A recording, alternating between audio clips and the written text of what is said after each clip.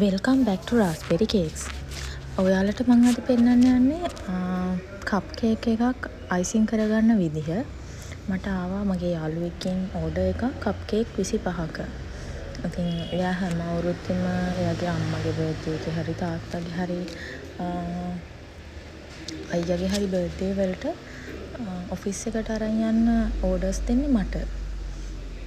ඉතින් මේකත් ඒ වගේ ඕඩර් එකක්. ඒගොල්ලෝ ඉල්ලුවේ මම කලින් කරපු කොළ පාටයි ක්‍රීම් පාටයි ඩිසයින් එකක්. ඒ ඩිසයින් එකෙන් තමයි ඕනේ කිව්වේ. එතකොට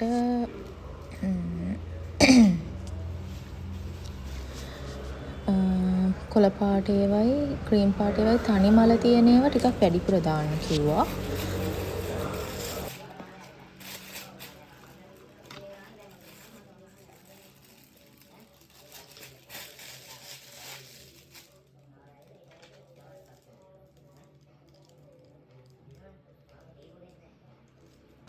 ඉතින් මම මේකට යූස් කරේ 1M නොසෙල් එකේ පොඩි සයිස් එක තියෙනවා.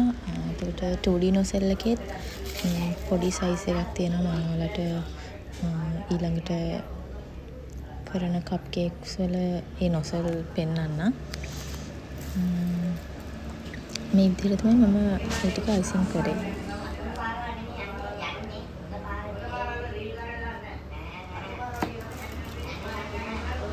මම ඇත්තටම කප් කේක් 25ක් හදන්න ගත්තේ icing sugar gram 600යි butter gram 200යි.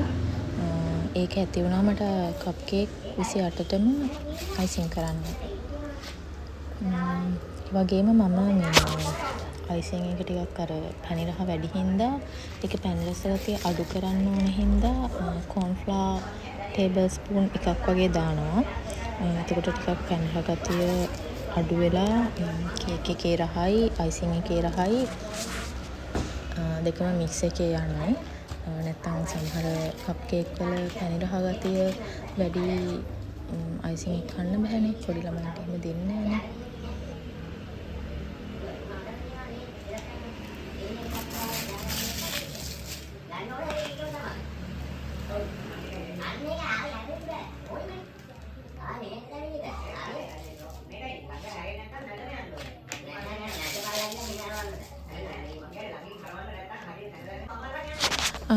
මම මේ කලර් එක ගන්න රසාකෝ එකේ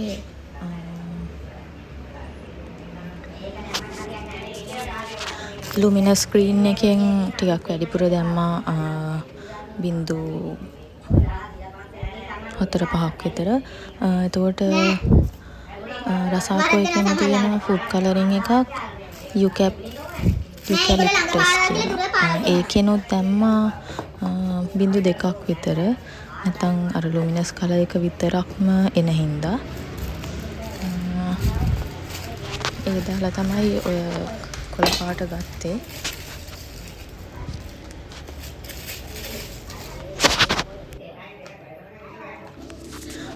මං කියන්නම් කප් කේක් 25ක් 28ක් වගේ හදාගන්න මම ගත්තු quantities.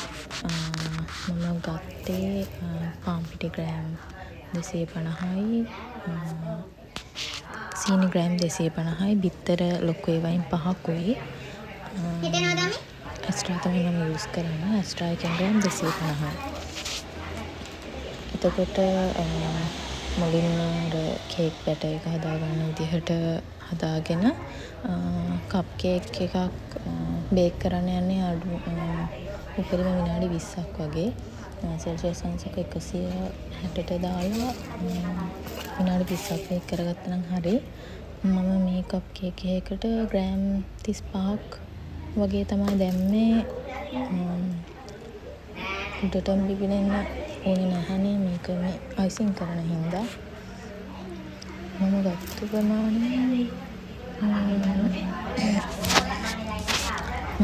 ප්‍රමාණය මට කප් කේක් හදාගන්න පුළුවන් වුණා 30ක් විතර. මම මේගොල්ලන්ට මේගොල්ලෝ ඕඩර් කරේ මට කප් කේක් 25යි. ඉතින් මම යාළුවට හැමදාම කප් කේක් එකක් හරි වැඩිපුර දෙනවමයි. ඉතින් ඒ වගේම මේ පාරත් කප් කේක් 3ක් අයිසිං කරලා එයාට දුන්නා ඕඩර් එකට අමතරව.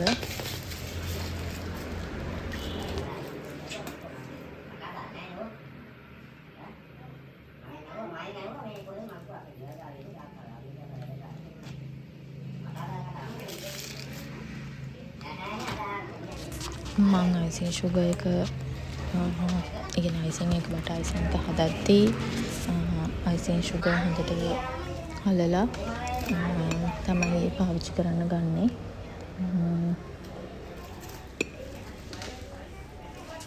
මොකද ඒකේ කැටි ගතිය තිබ්බොතින් ඇත්තටම අපිට කප් කේක් වලට දාන්න ඩිසයින් එක දාගන්න බැරි වෙනවා. මගදී අර අයිසිං කැටි හිර වෙලා මගදී ඒක අයිසිං එක කැඩිලා තමයි සෙට් වෙන්නේ. ඒ හින්දා ඒ වගේම මම මේ බටර් අයිසිං හදනකොට බීට් කරලා නෙමෙයි ගන්නෙ. රූම් ටෙම්පරේචර් එකට විනාඩි 20ක් 30ක් විතර තියලා හැන්දෙන්ට ඒක හැන්දට ගෑවෙන ප්‍රමාණයට එනකොට තමයි මම ඒකට අයිසිං ෂුගර් දාලා බටර් අයිසිං හදාගන්නේ. බීට් කරාම ටිකක් ඒ කියන්නේ AC එකක් නැති ගෙවල් වල බීට් කරාම ඒක දියාරු ගතිය වෙනවා වැඩි. ඒකට තව අයිසිං ෂුගර් යූස් කරන්න වෙනවා. එහෙම යූස් කරාම පැන් රහ ගතිය වැඩි වෙනවා. ඒ හින්දා මම බීට් කරන්නේ නැතුව අයිසිං එක හදන්නෙම අතේමයි. කොච්චර ලොකු අයිසිං එකක් වුණත් මම අතේම තමයි හදන්නේ. ඒ වගේම අයිසිං ගතිය ඒ කියන්නේ පැන් රහ ගතිය අඩු වෙන්න මම කෝන්ෆ්ලවර් යූස් කරනවා. කෝන්ෆ්ලවර් එකෙන් පැන් රහ ගතිය අඩු වෙනවා.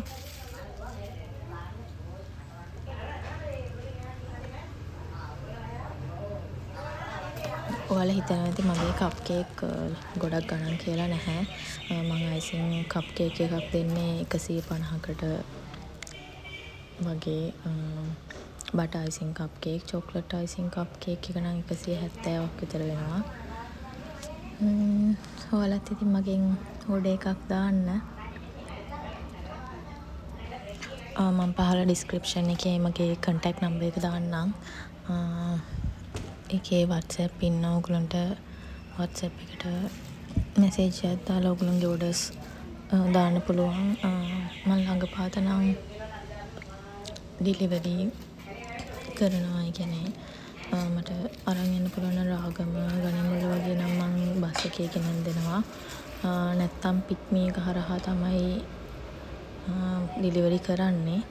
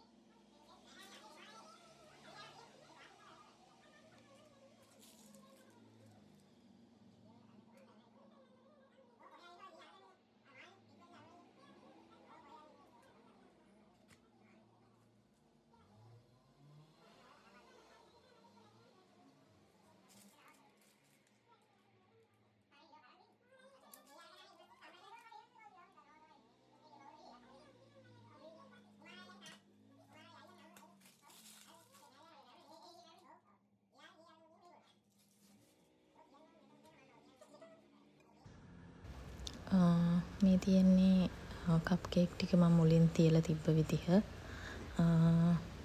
බටර් අයිසිං එකයි. මේ තියෙන මගේ කප් කේක්ස් වල ෆයිනල් ලුක් එක. Thank you for watching Raspberry Cakes.